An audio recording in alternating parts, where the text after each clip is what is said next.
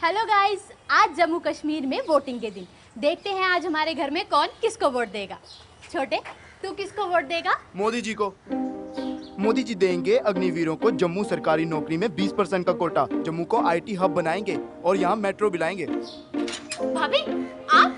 बस मोदी जी को। मोदी जी देंगे जरूरतमंदों को अटल आवास योजना के तहत 5 मरला जमीन। जी आई। मोदी जी और कोई है ऐसा? मोदी जी देंगे सालाना 2 LPG सिलेंडर गैस, वो भी बिल्कुल मुफ्त।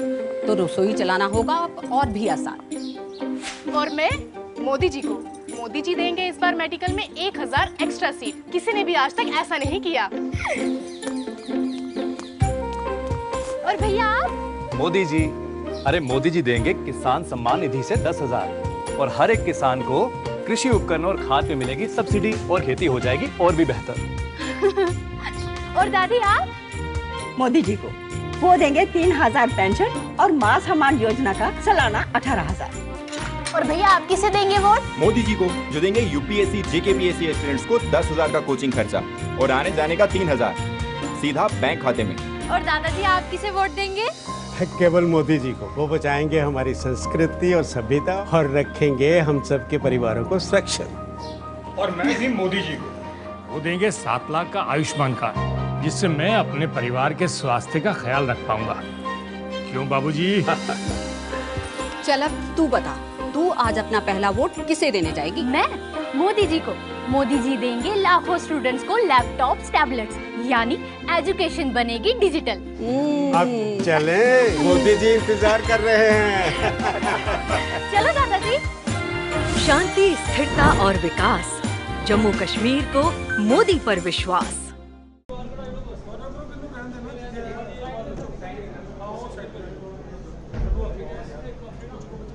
तो लगातार role of Jammu province in present political scenario, इस विषय पर हम संवाद चर्चा को आगे बढ़ाने जा रहे हैं, क्योंकि लगातार मौजूदा वक्त में जिस अहम पड़ाव से जम्मू कश्मीर की सियासत गुजर रही है, उस लिहाज से जम्मू की भविष्य में क्या कुछ महत्वपूर्ण भूमिका होगी। राजनीतिक दृष्टिकोण के साथ साथ जो तमाम सरकारें होती हैं, वो जो तमाम निर्णय लेती हैं, तमाम पॉलिसी बनाती हैं, उसमें जम्मू को मिलने वाला उसका प्रतिभाग आखिरकार किस जगह जाके एक महत्वपूर्ण शक्ल लेता नजर आता है, उस पर भी हम चर्चा को अब आगे बढ़ाने जा रहे हैं।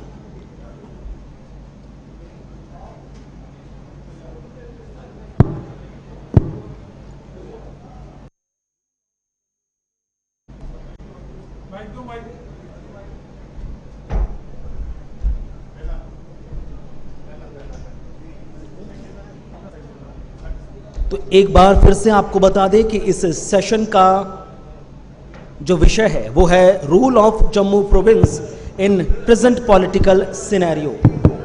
कार्यक्रम का संचालन विनोद जी और खास मेहमान अभिजीत जसरोटिया, कपिल सिंह जी और साथ ही साथ दिनेश जी। मैं मंच पे आमंत्रित के साथ स्वागत कीजिए तीनों खास मेहमान, दिनेश मल्होत्रा जी को।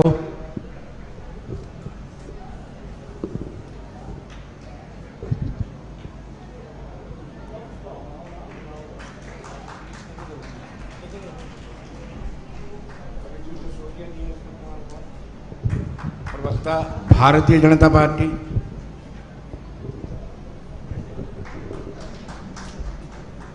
दिनेश मल्होत्रा जी वरिष्ठ पत्रकार हैं। आप सबका बहुत बहुत शुक्रिया। कपिल जी आप बीच में आ जाए। ठीक, अभिजीत जी बैठिए।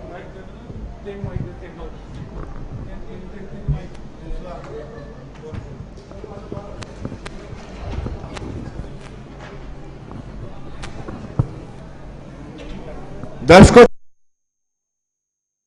महत्वपूर्ण सत्र है।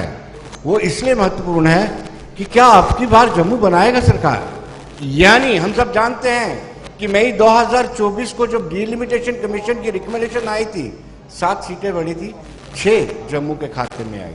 और बहुत अहम है कि क्या इस बार जम्मू बनाएगा सरकार। और लास्ट के क्षेत्र यानी आज प्रचार का आखिरी दिन है और आखिरी चरण में 40 सीटों पर चुनाव होना है, जिसमें से 24 जो हैं जम्मू प्रोविंस से हैं और 16 से। अगर हम ओवरऑल चर्चा करें तो 43 सीटें जम्मू प्रोविंस की हैं और 47 सीटें जो है वो कश्मीर प्रोविंस हैं। इस बार थोड़े हालात बदले। चुनाव ऐतिहासिक हम सब जानते हैं, आप सब भी जानते हैं, बार बार प्रधानमंत्री नरेंद्र मोदी भी कहते हैं ऐतिहासिक चुनाव है, लंबे अंतरे का, मतलब पहली मर्तबा एक झंडे और एक संविधान के तले ये चुनाव होने जा रहा है। और दूसरी बार ये है कि पहली मर्तबा वेस्ट पाकिस्तानी रिफ्यूजी, वाल्मीकि समाज, गुरखा बिरादरी और वाजगीर समाज को वोटिंग राइट मिला है।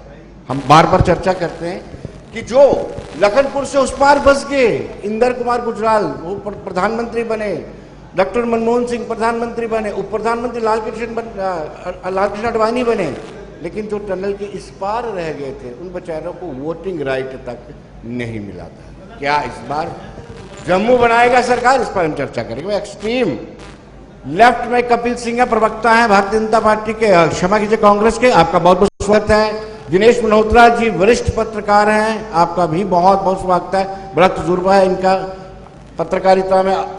डॉक्टर अभिजीत जसरोटिया जी हैं, भाजपा के प्रवक्ता हैं, आपका भी स्वागत है। शुरुआत मैं दिनेश जी से ही करूंगा क्योंकि लंबे समय से ये कवर करते हैं, 96 के चुनाव भी इन्होंने देखे हैं, बहुत सारी परिस्थितियां देखी हैं। दिनेश जी, क्या लगता है कि डिसाइडिंग फैक्टर जम्मू रहेगा कि नहीं रहेगा? सारी स्थितियां और परिस्थितियां इस वक्त बदल चुकी हैं। विनोद जी, सबसे पहले आपका बहुत बहुत शुक्रिया। सभी बैठे हैं यहाँ पे, सभी दर्शक, मेरी तरफ से नमस्कार। मेरे जो पैनलिस्ट कपिल जी और अभिजीत जी, मेरी तरफ से नमस्कार। विनोद जी, अगर ये बात करें कि जम्मू क्या एम्पावर होगा, तो कल जो प्रधानमंत्री जी नरेंद्र मोदी जी की रैली हुई, अगर हम प्रधानमंत्री जी की बात को सीरियसली लें तो कल की रैली में उन्होंने बड़ी इंपॉर्टेंट बात कही कि जम्मू के पास एक हिस्टोरिकल अपॉर्चुनिटी है कि जम्मू अपना चीफ मिनिस्टर बनाएगा। अगर कल की प्रधानमंत्री के पूरे भाषण का अगर हम क्रक्स निकालें, उनका यही मतलब था कि जम्मू अब अपनी सरकार बनाने जा रहा है, जम्मू अपना मुख्यमंत्री बनाने जा रहा है। मुझे लगता है कि इससे बड़ी हिस्टोरिकल अपॉर्चुनिटी जम्मू के पास कभी नहीं होगी जैसी इस समय है, क्योंकि इस समय केंद्र में भी बीजेपी की सरकार है, जो सरकार हमेशा जम्मू के समर्थन की बात करती रही है। और अभी 24 सीटों पे चुनाव होना गया है। अगर हम पिछला डाटा देखें 2014 का, तो लगभग 24 सीटें बीजेपी ने जीती थी, कुछ सीटें आगे पीछे हो गई, लेकिन जो जीते थे वो भी बीजेपी में आ गए। तो मुझे लगता है कि प्रधानमंत्री ने बिल्कुल ठीक कहा है। तो इस अपॉर्चुनिटी का अगर जम्मू फ़ायदा उठाता है, अगर बीजेपी अपना पूरा अग्रेसिवली इस चुनाव में मोबिलाइज कर लेती है अपने सपोर्टर्स को, तो जम्मू बहुत इंपॉर्टेंट रोल प्ले कर सकता है। जम्मू किंग मेकर नहीं, जम्मू किंग भी बन सकता है, पर ये कल परसों के वोटिंग पे डिपेंड करता है कि क्या जम्मू किंग बनेगा या जम्मू किंग मेकर बनेगा।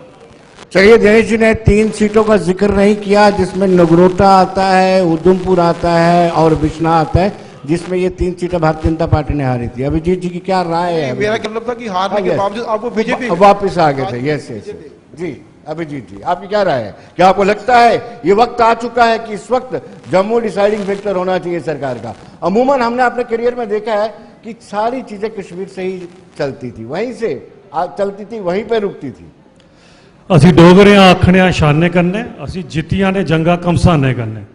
Having said this, the apathy with the people of Jammu and that started right from 1951-52. और अगर आप सब लोगों को याद होगा तो उस समय की जो पहली असेंबली बनी थी, जबकि हमारे जम्मू वालों की पॉपुलेशन लाखों की संख्या में ज़्यादा थी उस समय कश्मीर से, लेकिन इनजस्टिस इस हिसाब का था कि 1.5 दर्जन ज़्यादा सीटें कश्मीर, क्योंकि कोई पूछने वाला नहीं था। नेहरू जी शेख साहब को खुश करना चाहते थे, इसी कारण ये चीज़ कर दी गई और जम्मू वाले देखते रहे। भूगोलिक परिस्थिति में भी देखें तो जम्मू का जो भूगोलिक एरिया था वो उसको भी ज़्यादा सीटें देना बनती थी। और उसके अलावा अगर आप देखें तो 40 हज़ार की वहाँ पर और 43 हज़ार की यहाँ पर उन्होंने रखी, यानी कि तब से ही इनजस्टिस हम लोगों के साथ होता आया।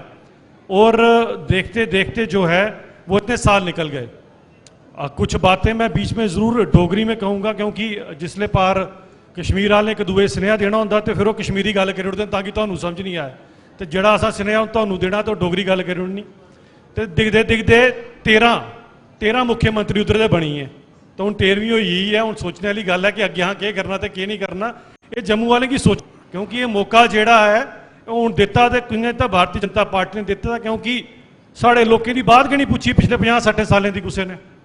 पहली बारी अगर मौका मिला था तो सोचने वाली गल है, साड़ा हक भी साड़ा बनदा। किन्ने साल दा साढ़े कन्ने एक तुस देखो कि उत्पीड़ना एक नाइंसाफी जम्मू के लोगों कन्ने हुई दी है। तो मैं ये आखगा कि जेड़ा आला दिन होना उस दिन सोची लाओ क्या ये 50-60 साल पीछे जाना या अस आगे बढ़ना और जम्मू के आगे ले जाना। कपिल जी, आपका सब कुछ ठीक, कांग्रेस का ज्यादातर स्टेक जम्मू पे रहता है, लेकिन आपने जिस तरीके से फील्डिंग सेट, राजनीतिक फील्डिंग सेट की, उसमें कहीं ना कहीं नॉन सीरियसनेस बहुत ज्यादा नजर आई। यानी आपने जिस तरीके से नेशनल कांग्रेस के साथ अलायंस किया, अलायंस में घुटने ही टेक दिए। आपने अपने पूर्व प्रदेश अध्यक्ष हो या फिर जी मीर की बात करूं, मौजूदा प्रदेश अध्यक्ष को, उसके सामने भी जो प्रोविंस की हिंदू बहुल सीटों भी आपने प्लेट में रख करके नेशनल कांग्रेस को दे दी। कहीं आप पहले ही सरेंडर कर चुके हैं? शुक्रिया विनोद जी, सबको मेरा नमस्कार।